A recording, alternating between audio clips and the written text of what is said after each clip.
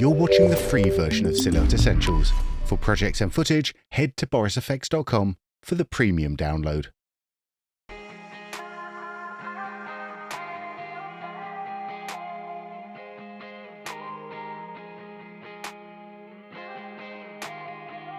Here we have a shot that can be in the category of soft surface or organic roto.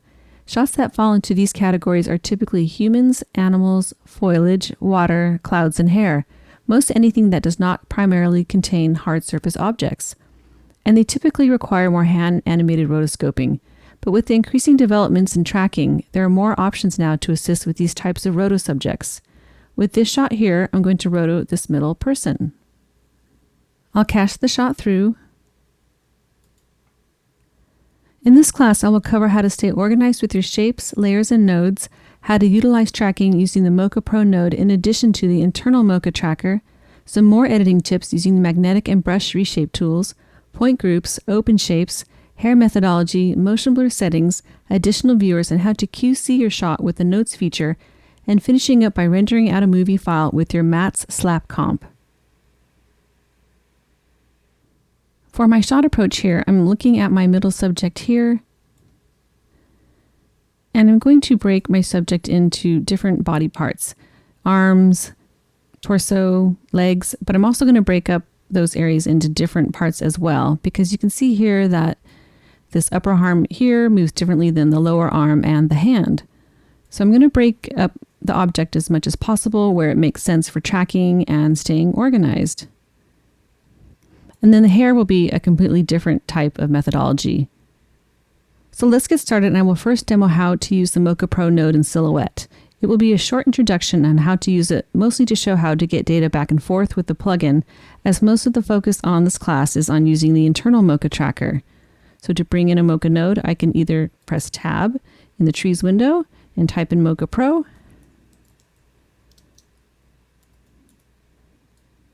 and just a reminder, you also go to the Nodes window here, and the Mocha Pro node is in the Silhouette tab. I can double click on that and also bring in a node that way, but we don't need this extra one, so I'll just click on that and press delete.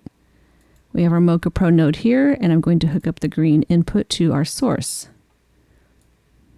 And now we can launch Mocha Pro down here in the node window, launch Mocha UI, and press start. So now that the plugin is open, we can only work in this window now, and we can't go back to work in Silhouette until we close this window. I'm in the classic layout, but you have a couple other choices here, and we'll get started. So down here we have our player controls. Right now it's on bounce. I'm going to switch that to just looping, and I'm going to do a little bit more customization with my layout here and my preferences, and then we'll get started. As with most software applications, you have some ways to customize the program. I'm going to go up here to the Mocha Pro plugin menu, and I'm going to choose preferences, and I'm just going to change a couple things. For me, I like to change something in the system tab here.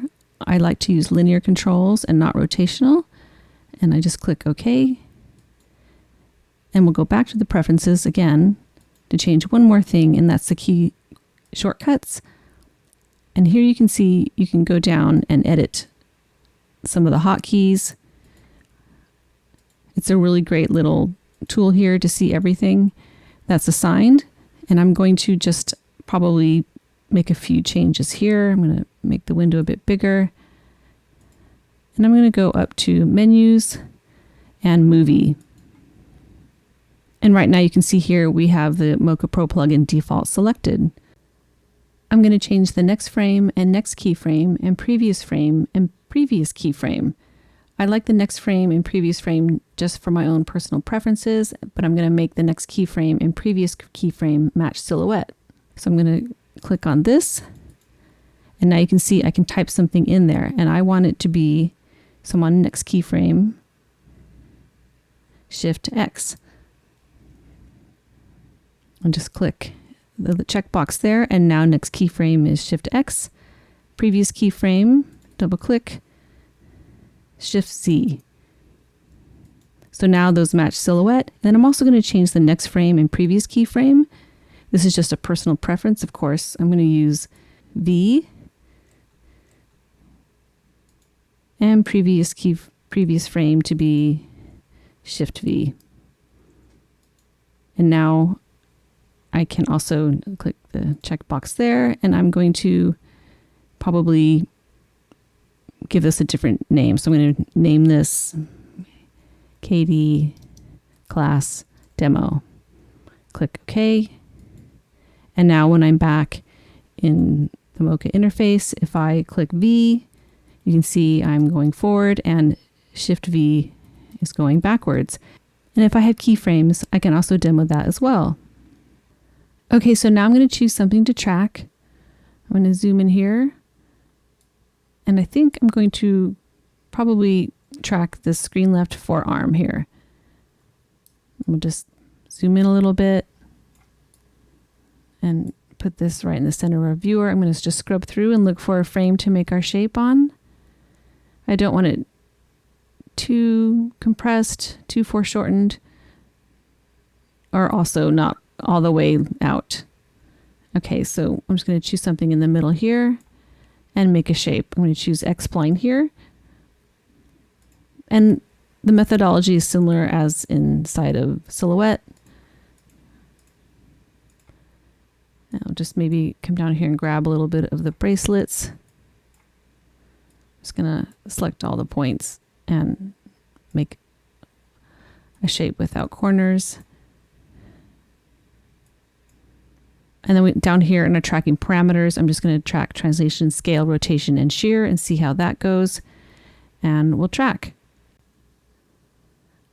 While the built-in Mocha tracker in Silhouette is really good, the plugin is a full-featured application with more tracking features such as Power Mesh and other parameters such as the grid tool. But for this Roto Essentials class, I will just focus on simpler tracking tasks and the round trip.